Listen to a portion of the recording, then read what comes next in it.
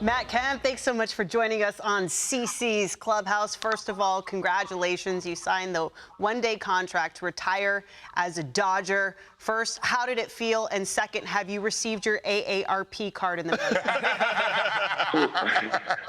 Who put you up to that question? It was organic. No, man, that's messed up. Man, no, it was yesterday was an unbelievable feeling. Being with my family and my friends and being back at Dodger Stadium. It's been a while, so getting to go back there and see everybody, a lot of familiar faces, and to receive the love I did. It was definitely a blessing and something that was something I won't forget.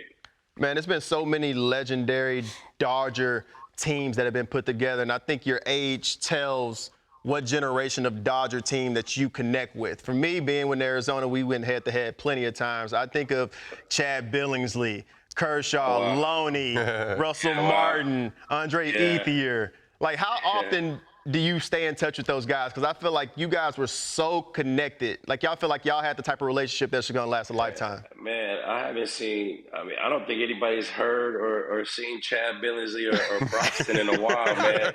Broxton, too. I forgot about Broxton. Yeah, Russell's still around. I was with Ethier the last couple of days. I was with Loney the last couple of days. So to be able to, catch up with those guys and, everybody's golfing now. So, like, that's what we do. We golf. That's when you know you're getting old. You look forward to golf trips and, going out with the fellas, but just kind of reminiscing on the old times. That's what I was going to ask you. Now that you're officially retired, what are you doing? What are you doing? Same thing you guys are doing, except y'all are on TV and I'm over here chilling at the house and playing golf. But yeah, just trying to stay busy, chasing around a 3-year-old and just trying to figure out this retirement stuff. This stuff is weird. I know you're working with your nephew all the time. Do you still watch a lot of baseball, though? Like, are you still watching games nightly? Yeah, I watch a lot of baseball. The game has changed a lot, but I need to be prepared to make sure my nephew is locked in and he knows what to do in certain situations because the game is changing fast. I think about you talking about your daughter being around now. I got 2 kids myself, and them not having the opportunity. My oldest got a chance to see me play, but she don't really remember it.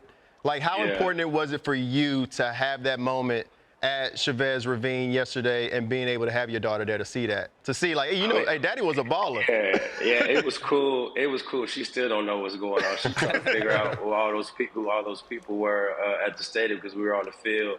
It was hot. It was hot yesterday. I wish they'd have gave me a night game, but they gave Dusty Baker the night game. I can't compete with Dusty. Dusty got more. He got more pull than I do. So for her to be able to see that and see the love and to be able to throw out the first pitch, I got a lot of pictures of that. So that's something that she can remember, and I'll have it on video. She can Google herself now.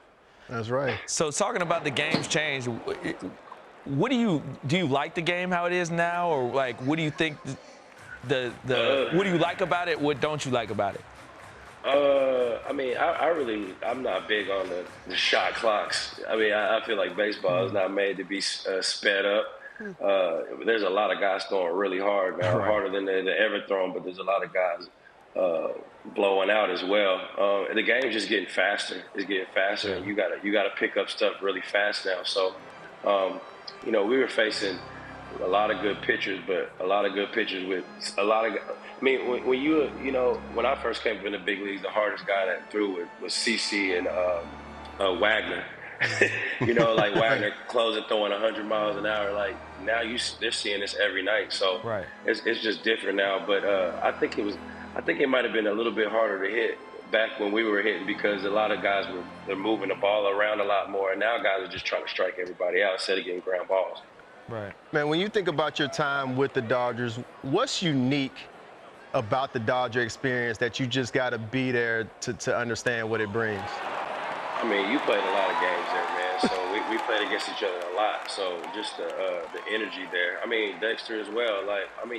All you guys, you played. It's just different. It's just different, man. Just to go there, and for me, I was lucky enough to put on that jersey, and it's special. And if you see a lot of guys that go to Dodger Stadium or they play for the Dodgers, they revive their careers there, man, because it brings out the best in you. And to be able to play there night in and night out is truly something special. It was always a vibe going and playing in Chavez Ravine. Like, it was always fun, especially as like a Yankee. I remember like one of my better games. When I was in Cleveland, like one of my better games, like I pitched was in Chavez Ravine and pitched 7 innings. I gave up 2 runs, 2-run homer to my man right here.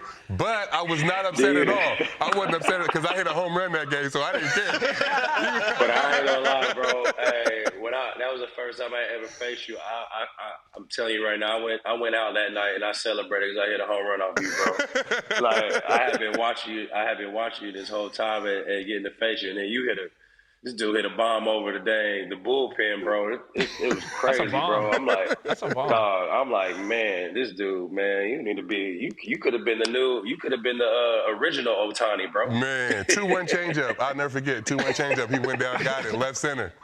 And I was so upset because it was a good pitch. It was not a bad pitch. You know what? He had a good pitch out. Playing in Coors, I saw that a lot from this dude. This dude hit a lot of homers on us, be running around the bases looking at me in center and laughing. Bro, what was the trigger for you? Because I remember when you first came up, you pulled the ball a lot, and then it was one year that I showed up.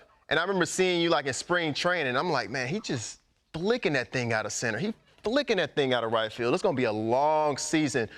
Is there somebody that you talked to, the adjustment that you made, or was it something that just clicked for you?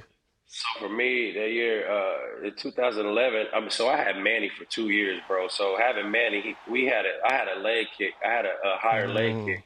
And we always hit together. So you know how it is. It's repetition. When you got a teacher like him, you know, Manny don't like to play defense, but Manny loves to play, or he loves to hit baseball. He'll hit all day, bro. And we would just hit, and he had me locked in. But then when he left, that leg kick had to go, bro. That leg kick had to go, and I remember, I'll never forget, we were playing in San Diego, and I had a 2-strike approach where I was like, I'm just gonna start pool hosting it. Like I'm like no leg kick, just keep my foot down, and I hit a line drive back up the middle, and the rest of the year, I stick to that approach, and it helped me stay inside the ball, less movement, and just hit the ball where it was pitched. That's impressive. I feel like it's important for guys like to have those veteran guys. The earlier you can get in touch with a player like that and be able to open something up for you, like with Dex, I know that guy was buried for you. Like you had Kevin Long? Yeah. I had Kevin Long, but like not having, like, if I would have had somebody in the clubhouse that was that caliber of hitter. Every day. Yeah, but that's the thing. That's what I always say. Bro. That's what these kids are missing now is like they don't have that old vet. When we got there were grown men that can teach you how to play baseball. You don't have that anymore. You kind of fend it for yourself when you get up there. Who was that dude for you? It was Dave Berber. It was Chuck Finley. It was Charles Nagy. You know what I mean? Like, it was all these different dudes. And then when they're teaching you with your ability, if you listen to what they do, then it's just going to, like, it shoots you to the moon. It's crazy. Hey, was there a better time in L.A. than when Manny Wood came into town, dog? I remember when Manny came over there, he went crazy. Bro, it was epic, bro. I mean, this dude, this is how crazy he was. He didn't even start on his bobblehead night. He came in like, I can't remember, it was like the 8th or 9th inning. And I can't remember who it was. The dude was throwing like 100 miles an hour, hit a grand slam on his bobblehead night. I mean, this dude's different. He walked in day games, he walked into the batting cage, hit a line drive up the middle on the back of the cage and be like, Poppy, I'm ready. Let's go. I'm in here. It took like 100 swings, bro. And he'll take one swing and be like, I'm ready to go. I don't want to take my good swings. I don't want to take my good swings in the cage. I'm like, this dude's different. Smart hitter. Man. Smart hitter. We just saw Manny in Cleveland. Yeah. He looking like he could still do it. Oh, yeah. He still hits. Absolutely. I saw a video of him. He still hits. It's crazy. Hits, bro. He still hits, bro. Like, I watch all his videos, man. I'm like, dang, he could hit some of these dudes right now trying to throw just all fastballs at 100 miles an hour. Shoot. He'll sit on his pitch and let it eat. Yeah. He never came off of his plan. Did he talk to you about that? Did you ever go up like looking for it? Because it was obvious that Manny was sitting on the pitch. His key, bro. This is what's crazy. Like, you only hear this about like 2 people, and one was Barry, and one was Manny. Dude, we be in spring training, and this dude, for the first 2 weeks of spring training, he's 0-2, like on purpose. Like, and he's like, Poppy, I don't swing. I'm not swinging until I get to 2 strikes. And he'll strike out. And then that 3rd week, he'll be like, hey, Kempy, you ready? And I'm like, what you mean? He's like, watch this. And, dog, he just, like, first pitch, home run. Like, he just, it was just different. So what he would do was, dog, he would set people up in certain at-bats. He'd be like, he going to throw me another slider. I'm going to swing like bad at this slider. And he going to throw me another slider my second at-bat, and I'm going to hit it out. And he would do it. And I heard Barry used to do that. Yeah. So it's like, bro, I could play some baseball, but I wasn't like that, bro. That's just different. And then Manny, like, he would wait for whatever pitch you were trying to get him out with. He knew that pitch, right? So if you got him out with it early in the game, he would let you get him out with it early in the game. But then he would come up with late in the game, in a big situation, runners on second and third, runners, in scoring position, whatever, right. And you go to that pitch, got him. In any count, he's hitting it out. You know what I'm saying? Not just with 2 strikes. So I'm not even thinking about. I'm thinking about the 2-strike, the pitch I got him out with. I'm not thinking about if I throw this first pitch, he's still looking for it. So if I go back to the slider, then it's over the monster. It was unbelievable how he would set guys up and still looking for pitches in the counts that I wasn't even prepared for. I tell you this, man, his presence in the box. You can tell this dude is like. Everybody asks, they're like, who is the guy that intimidated you most? I wasn't even playing one day when I first got called up, and I'm on the bench like this. On the fence, and he fouls a ball off. You know how he fouled a ball off. And then he walked all the way around, and I felt like he was looking at me the whole time. He'd do his little thing. And then he took De La Rosa off the bullpen off the back wall in the bullpen right center, the next pitch. And I was like, this dude is different. Yeah. I got to say, I went through moments where Kempy was like that. Yeah. Oh, I went through moments in center 100%. field like, it wasn't like, but it wasn't like, it looked like it was like 10 years straight. It was 10 years straight. Man, I tricked him for a couple years, man. It was more than a couple, and it wasn't no tricks.